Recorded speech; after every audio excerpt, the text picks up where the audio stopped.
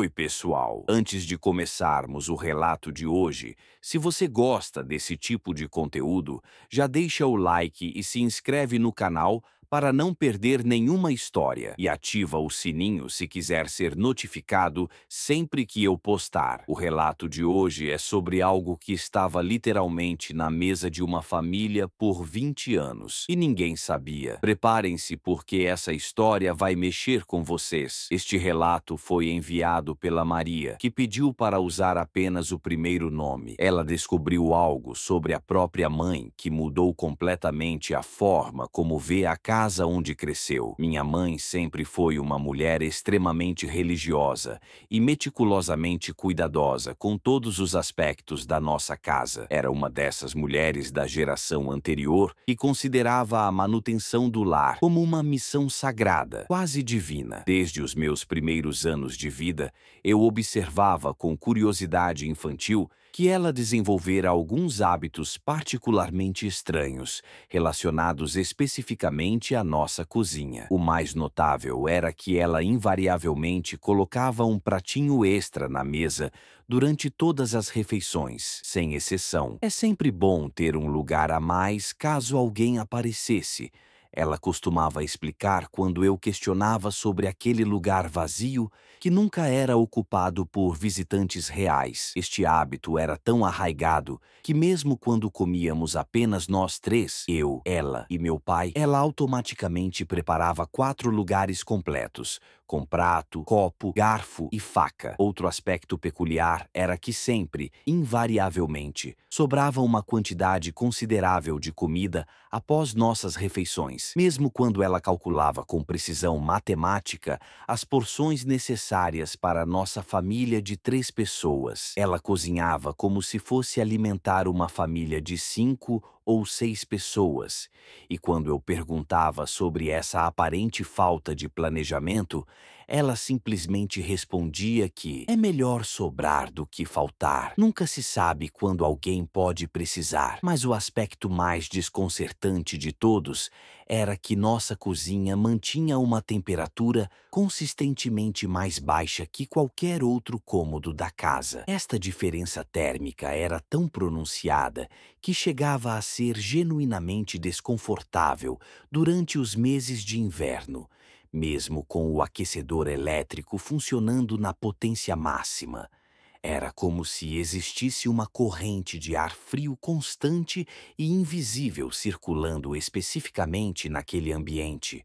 Uma brisa gelada que parecia emergir do próprio chão e se concentrar principalmente na área embaixo da mesa principal. Além disso, minha mãe desenvolvera uma obsessão verdadeiramente compulsiva com a limpeza da mesa após cada refeição. Não era simplesmente uma questão de higiene básica. Era algo muito mais profundo e ritualístico. Ela passava um pano úmido repetidas vezes sobre toda a superfície da mesa, prestando atenção especial às bordas e cantos, como se estivesse removendo migalhas completamente invisíveis ou vestígios de algo que apenas ela conseguia perceber. Este processo de limpeza podia durar até 15 ou 20 minutos, muito além do que seria necessário para uma mesa já visivelmente limpa. E havia também o hábito peculiar de sempre, sem falha, deixar uma fatia generosa de pão ou um restinho substancial de qualquer comida que tivéssemos preparado para não desperdiçar, como ela insistia em justificar. Curiosamente, esses restos de comida desapareciam misteriosamente durante as primeiras horas da madrugada, sem deixar rastros ou explicações plausíveis. Eu questionava sobre o destino dessa comida na manhã seguinte. Ela vagamente murmurava algo sobre ter arrumado tudo ou guardado para depois. Durante minha infância e pré-adolescência, pai, simplesmente aceitamos esses comportamentos como idiosincrasias inofensivas da matriarca da família. Minha mãe havia crescido em extrema pobreza na zona rural, de agricultores que frequentemente enfrentavam períodos de escassez alimentar. A avó, minha bisavó, tinha o costume de repetir constantemente o ditado: nunca se sabe quando alguém com fome pode aparecer na nossa porta. Uma família cristã egoísta. Jamais pode negar um prato de comida para quem precisa. Esta mentalidade de hospitalidade extrema e preparação para visitantes inesperados havia sido profundamente inculcada na educação da minha mãe desde a primeira infância. Portanto, parecia perfeitamente razoável e até admirável que ela mantivesse essas tradições familiares de generosidade e cuidado com os necessitados. Entretanto, conforme fui amadurecendo e desenvolvendo maior capacidade de observação crítica, outros detalhes muito mais perturbadores começaram a me incomodar profundamente e a gerar uma sensação crescente de mal-estar. O primeiro aspecto verdadeiramente alarmante que me chamou a atenção foi o comportamento absolutamente anômalo dos nossos animais de estimação em relação à cozinha. Tínhamos um gato doméstico chamado Mingau, um felino extremamente sociável e corajoso que costumava dormir literalmente em qualquer lugar da casa que lhe convinha, em cima da geladeira, dentro dos armários do quarto, embaixo das camas, no sofá da sala, até mesmo no tanque de lavar roupa na área de serviço. Mingau era o tipo de gato que não demonstrava medo de absolutamente nada. Trovões, fogos de artifício, aspirador de pó ligado, visitas estranhas, outros animais. Entretanto, esse mesmo gato destemido se recusava categoricamente, de forma quase fóbica, a colocar uma única pata sequer dentro da cozinha após o horário das 6 horas da tarde. Era como se existisse uma barreira invisível, mas absolutamente real, impedindo sua entrada naquele cômodo específico após o anoitecer. Se por acaso tentássemos carregá-lo fisicamente para dentro da cozinha durante a noite, ele imediatamente entrava em estado de pânico total, miando de forma aguda e desesperada, tentando escapar com uma urgência que beirava o terror. Seus pelos se eriçavam completamente, suas pupilas se dilatavam ao máximo, e ele começava a ofegar como se estivesse enfrentando um predador mortal. Nossa situação com Rex, nosso cão pastor alemão de grande porte, era igualmente desconcertante. Rex era um animal naturalmente protetor e territorial, conhecido por sua coragem e lealdade inabalável à família. Durante o dia, ele circulava normalmente por todos os cômodos da casa, incluindo a cozinha, onde inclusive costumava se deitar próximo ao fogão para aproveitar o calor residual do cozimento. Porém, a partir do momento em que escurecia completamente, Rex desenvolvia um comportamento defensivo muito específico em relação à cozinha. Sempre que qualquer membro da família passava pela porta daquele cômodo durante as horas noturnas, ele imediatamente assumia uma postura rígida de alerta máximo. Seus pelos do pescoço e dorso se eriçavam visivelmente. Ele emitia rosnados baixos e contínuos e fixava seu olhar intensamente na direção da área embaixo da mesa principal, como se estivesse monitorando alguma presença específica e potencialmente ameaçadora que apenas ele conseguia detectar. Pessoalmente, eu experimentava uma sensação de desconforto psicológico constante e profundamente perturbadora sempre que estava na cozinha, especialmente durante as refeições familiares. Era uma sensação visceral e inescapável de estar sendo meticulosamente observada por olhos invisíveis. Uma presença que parecia emanar especificamente da região embaixo da mesa principal. Esta sensação era tão intensa e consistente que desenvolvi o hábito inconsciente de sempre me posicionar com as costas voltadas para a parede durante as refeições, numa tentativa instintiva de proteger minha retaguarda e reduzir a angústia que sentia. A sensação não era simplesmente de paranoia adolescente ou imaginação hiperativa. Era algo muito mais visceral e primitivo, como aquele instinto ancestral que nos alerta sobre a presença de predadores ou situações de perigo real. Minha pele literalmente se arrepiava, especialmente na região da nuca e dos braços, sempre que me sentava à mesa para comer. Era como se minúsculas correntes elétricas percorressem constantemente minha espinha dorsal. Minha mãe, por outro lado, parecia não apenas completamente imune a qualquer desconforto, mas, na verdade, demonstrava uma familiaridade quase maternal com essa presença invisível. Durante todas as refeições, sem exceção, ela direcionava olhares constantes e aparentemente carinhosos para a região embaixo da mesa, como se estivesse verificando o bem-estar de alguma criança querida ou animal de estimação especial. Quando eu ocasionalmente perguntava o que exatamente ela estava observando com tanta atenção e regularidade, ela invariavelmente respondia com a mesma explicação aparentemente inocente. Só verificando se não caiu nada no chão, filha. Você sabe como eu detesto deixar a casa desarrumada. Entretanto, o modo como ela olhava para aquele espaço específico era fundamentalmente diferente de alguém simplesmente verificando limpeza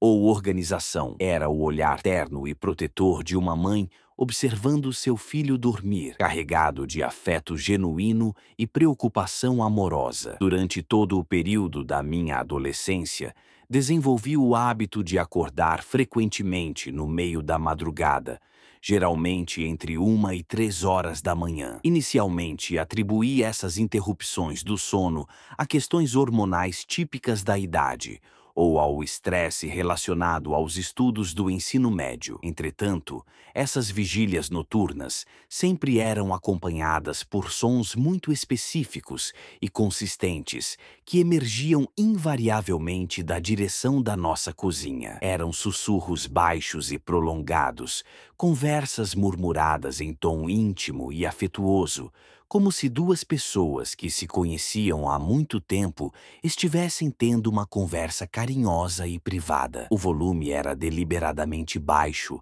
claramente para não despertar o restante da família, mas ainda assim audível o suficiente para ser detectado por alguém que estivesse prestando atenção específica a esses sons. Movida por uma curiosidade cada vez mais intensa e preocupada com a possibilidade de minha mãe estar desenvolvendo problemas de saúde mental relacionados ao isolamento social, eu frequentemente me levantava silenciosamente da minha cama e caminhava nas pontas dos pés através do corredor até a cozinha para investigar a origem desses murmúrios noturnos. Sem exceção, toda vez que realizava essas investigações clandestinas, encontrava minha mãe completamente desperta e aparentemente ocupada com alguma atividade doméstica que já havia sido realizada perfeitamente durante o dia. Ela poderia estar reorganizando meticulosamente louças que já estavam impecavelmente arrumadas nos armários, limpando superfícies que já brilhavam de tão limpas, ou polindo utensílios que já estavam em perfeitas condições. O aspecto mais intrigante era que ela nunca demonstrava qualquer surpresa ou constrangimento ao me encontrar observando suas atividades noturnas. Era como se minha presença fosse completamente esperada e natural. Ela simplesmente olhava para mim com um sorriso gentil e maternal, oferecendo explicações aparentemente plausíveis como: não conseguia pegar no sono, filha, então resolvi vir organizar umas coisinhas aqui. Ou percebi que esqueci de guardar direito algumas panelas, vim só dar uma arrumadinha. Entretanto, havia algo fundamentalmente artificial nessas explicações. O tom de voz dela, durante essas interações noturnas, era ligeiramente diferente do seu padrão normal de comunicação, mais suave, mais melódico, quase como se ela estivesse praticando uma performance ensaiada. E sempre, sempre havia uma segunda cadeira ligeiramente afastada da mesa, como se alguém tivesse acabado de se levantar abruptamente ao detectar minha aproximação. Paralelamente a todos esses fenômenos aparentemente inexplicáveis, Nossa família começou a experimentar uma transformação econômica e social verdadeiramente extraordinária durante exatamente o mesmo período em que esses comportamentos estranhos se intensificaram. A mudança foi tão dramática e abrangente que chegava a desafiar qualquer explicação baseada em coincidência ou progressão natural de carreira. Meu pai, que havia trabalhado durante mais de 15 anos como operário especializado na construção civil, recebendo salários modestos que mal cobriam nossas necessidades básicas, subitamente conseguiu uma posição gerencial em uma empresa construtora de grande prestígio regional. Esta promoção não apenas representava um aumento salarial de aproximadamente 300%, mas também incluía benefícios excepcionais, como plano de saúde familiar, vale alimentação substancial e participação nos lucros da empresa. O mais surpreendente era que meu pai não possuía a formação acadêmica tradicionalmente exigida para esse tipo de posição. Ele tinha apenas o ensino fundamental completo e sua experiência era exclusivamente prática, adquirida através de anos de trabalho braçal. Entretanto, segundo ele próprio relatava com espanto genuíno, o proprietário da empresa havia ficado impressionado com sua dedicação e honestidade durante uma visita casual a um canteiro de obras e decidiu oferecer-lhe a oportunidade sem qualquer processo seletivo formal. Simultaneamente, minha própria trajetória acadêmica tomou rumos completamente inesperados e extraordinariamente favoráveis. Apesar de ser uma estudante dedicada, meu desempenho escolar sempre havia sido consistentemente mediano, sem qualquer destaque particular que justificasse expectativas especiais. Entretanto, durante meu segundo ano do ensino médio, fui surpreendentemente selecionada para uma bolsa de estudos integral em uma das escolas particulares mais prestigiosas e caras da nossa cidade. Esta bolsa cobria não apenas as mensalidades, que eram equivalentes ao salário completo que meu pai recebia anteriormente, mas também materiais didáticos, uniforme, transporte escolar e até mesmo refeições. O processo de seleção havia sido extremamente competitivo, envolvendo centenas de candidatos de toda a região, muitos dos quais demonstravam históricos acadêmicos significativamente superiores ao meu. A explicação oficial da escola era que minha redação havia demonstrado maturidade emocional e profundidade de pensamento excepcionais para a idade. Apesar de eu não me recordar de ter escrito algo particularmente brilhante ou inovador. Na verdade, lembro-me claramente de ter considerado minha redação bastante medíocre e de ter saído da prova convencida de que não seria selecionada. A prosperidade continuou se manifestando de maneiras cada vez mais impressionantes e aparentemente impossíveis. Conseguimos adquirir nossa primeira casa própria através de um financiamento bancário que, retrospectivamente, jamais deveria ter sido aprovado, considerando nossa renda familiar comprovada na época. O gerente do banco, um homem tradicionalmente rígido e cauteloso com aprovações de crédito, inexplicavelmente decidiu aprovar nosso pedido, mesmo com nossa documentação sendo tecnicamente insuficiente para o valor solicitado. Vocês têm uma energia familiar muito positiva, ele havia comentado durante a assinatura do contrato. Uma observação completamente atípica para um profissional conhecido por sua abordagem puramente técnica e baseada em números. Tenho um pressentimento muito bom sobre esta aprovação. Nossa nova casa era significativamente maior e mais bem localizada do que qualquer propriedade que nossa classe social tradicionalmente conseguiria acessar. Tinha 3 quartos, 2 banheiros completos,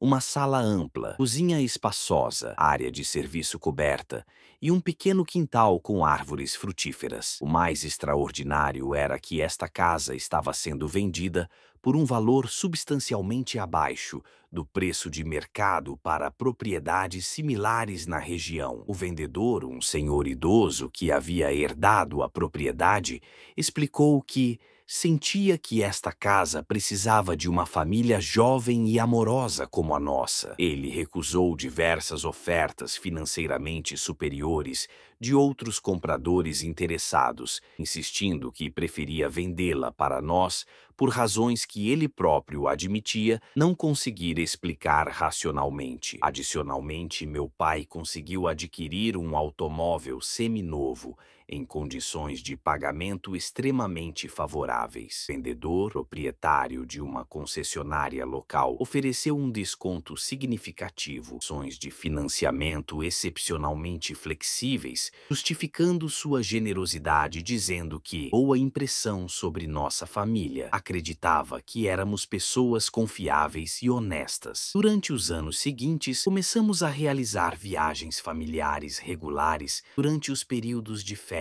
escolares, algo que havia sido completamente impossível financeiramente durante toda a minha infância anterior. Visitamos praias distantes, cidades históricas, parques nacionais, viagens confortáveis, preços surpreendentemente acessíveis. Variavelmente, os proprietários de pousadas ou hotéis demonstravam uma simpatia imediata pela nossa família, gratuitos de acomodação, out sem custo adicional ou descontos espontâneos na conta final. A energia positiva da nossa família, a de extraordinária, ainda mais pronunciada após nossa mudança para a casa própria, se permeada por uma corrente de ar frio sobrenatural, desafiava qualquer explicação baseada em arquitetura. O ar na cozinha tinha uma qualidade quase tangível de densidade, como se fosse composto por uma mistura diferente de gases, ou estivesse sob uma pressão atmosférica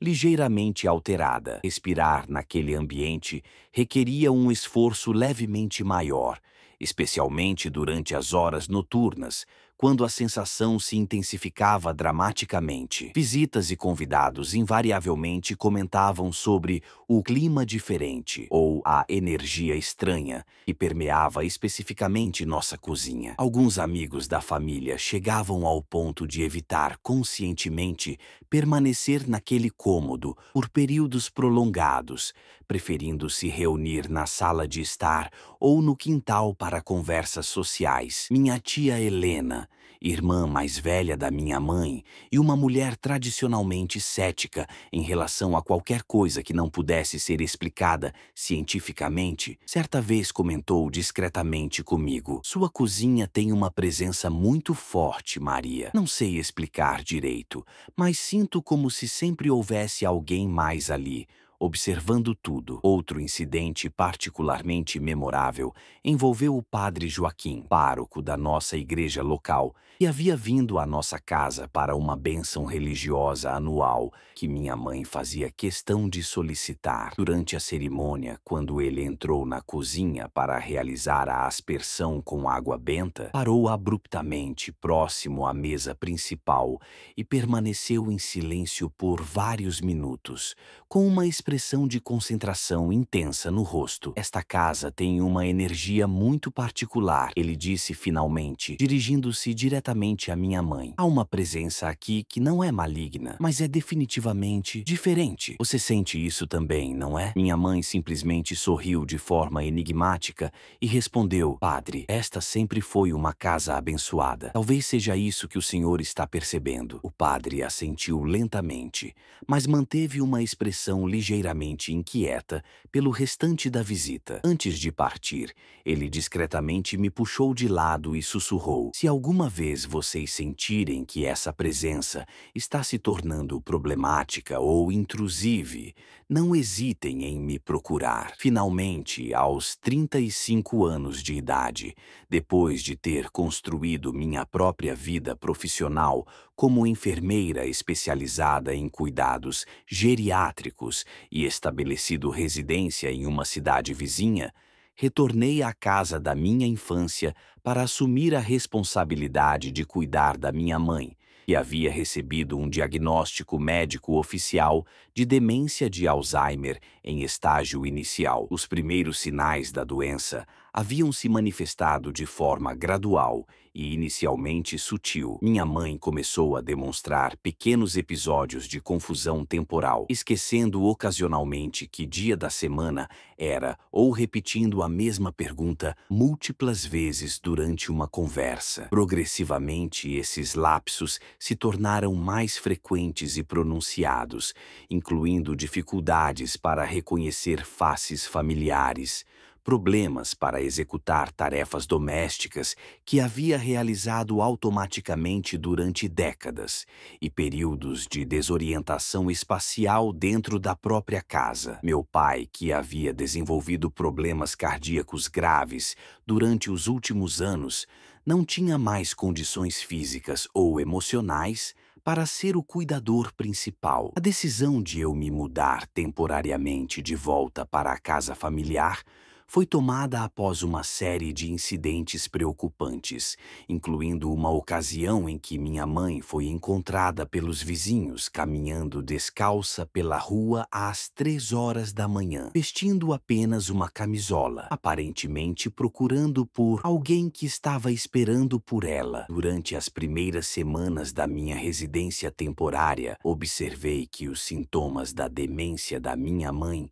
apresentavam padrões bastante peculiares e inconsistentes com o que eu havia estudado durante minha formação profissional, enquanto ela demonstrava confusão significativa em relação a eventos recentes, datas e até mesmo identidade de pessoas próximas, mantinha uma clareza mental surpreendente e quase obsessiva em relação a aspectos específicos relacionados à cozinha e às rotinas alimentares da família. Era como se existisse uma ilha de lucidez perfeitamente preservada em sua mente deteriorante, uma área cognitiva que permanecia completamente intacta e funcional, apesar da progressão da doença neurológica. Ela continuava preparando refeições com a mesma precisão e cuidado de sempre. Lembrava-se exatamente de onde cada utensílio estava guardado e mantinha todos os seus rituais de limpeza e organização da cozinha com meticulosa atenção aos detalhes. Durante uma terça-feira particularmente chuvosa do mês de outubro, minha mãe estava experimentando um dia especialmente confuso e desorientado. Ela havia passado grande parte da tarde conversando animadamente com pessoas que não estavam presentes na sala, gesticulando como se estivesse participando de uma reunião social invisível e ocasionalmente rindo de piadas que apenas ela conseguia ouvir. Por volta das 10 horas da noite, ela demonstrou sinais crescentes de agitação e inquietação, levantando-se repetidamente da poltrona onde estava assistindo televisão para caminhar até a porta da cozinha,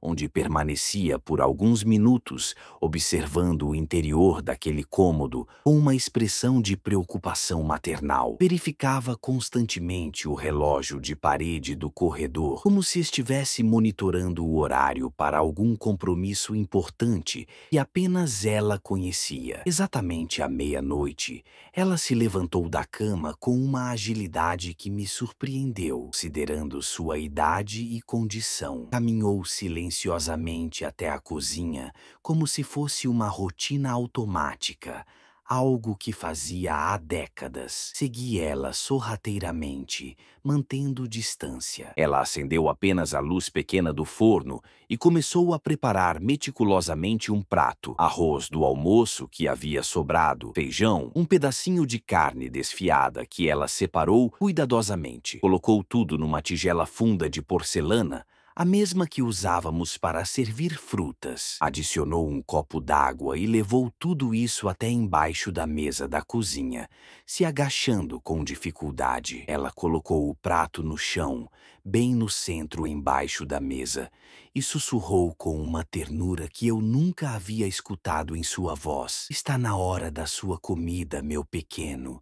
Desculpa a demora hoje. Estava cuidando da Maria e esqueci do horário. Fiquei completamente paralisada atrás da porta, meu coração batendo tão forte que tinha certeza de que ela ia me ouvir. Meu primeiro pensamento foi que a demência estava fazendo ela imaginar um animal de estimação que não existia. Mas então, uma sombra se moveu embaixo da mesa. Algo pequeno, agachado, com braços e pernas desproporcionalmente finos e longos para ser humano, emergiu lentamente da escuridão. A coisa tinha aproximadamente 1 metro de altura, pele acinzentada que parecia translúcida e olhos grandes e amarelados que brilhavam como os de um gato no escuro. Fazia um som baixo, gutural, como um ronronar misturado com sons de mastigação molhada. Minha mãe estendeu a mão e acariciou gentilmente a cabeça da criatura, como faria com um neto querido, e sussurrou: "Já são 20 anos que você está conosco, né, meu filho? Sempre tão bem comportado, sempre tão grato, nunca incomodou ninguém, nunca pediu mais do que podia dar. 20 anos. Essa coisa estava na nossa casa há 20 anos. A criatura parou de comer e lentamente virou a cabeça na minha direção. Nossos olhos se encontraram através da penumbra da cozinha. Senti maldade ou ameaça vinda dela, mas sim algo muito mais perturbador. Conhecimento mútuo. Era como se ela me conhecesse intimamente desde sempre. Como se eu fizesse parte de sua rotina diária, tanto quanto ela, secretamente, fazia parte da nossa família. Ela inclinou levemente a cabeça, quase como um cumprimento respeitoso, e voltou a comer tranquilamente. Voltei para o quarto em estado de choque completo, as pernas tremendo, tentando processar o que havia acabado de presenciar. Passei o resto da madrugada acordada, questionando minha sanidade mental. Esperei pacientemente minha mãe ter um dos seus momentos de lucidez para confrontá-la sobre o que vi. Durante o café da manhã, quando ela parecia mais alerta e presente, perguntei diretamente: "Mãe, o que era aquilo embaixo da mesa ontem à noite?" Ela parou de mexer o café, olhou com os olhos claros e lúcidos e respondeu sem hesitação: "Ah, você finalmente viu o pequeno? Estava no 2º ano do colegial. O pai estava desempregado, mal tinha o que comer." Lembrava perfeitamente. Foi um período muito difícil quando chegamos a depender de doações da igreja e de parentes. Ele apareceu numa madrugada, bem magrinho, faminto, tremendo de frio embaixo da nossa mesa. Parecia uma criança abandonada, sabe? Não consegui deixar ele com fome. Comecei a separar um pratinho para ele toda noite. Ela continuou preparando o café como se estivesse falando sobre alimentar um gato da rua. Ele nunca pediu nada além de comida e companhia. E olha só como nossa vida mudou depois que ele chegou. Seu pai conseguiu aquele emprego na construtora. Você ganhou a bolsa de estudos, compramos esta casa, tivemos sorte em tudo. Ele nos trouxe abundância, filha. Como eu ia negar comida para quem nos ajudou tanto? Fim do relato.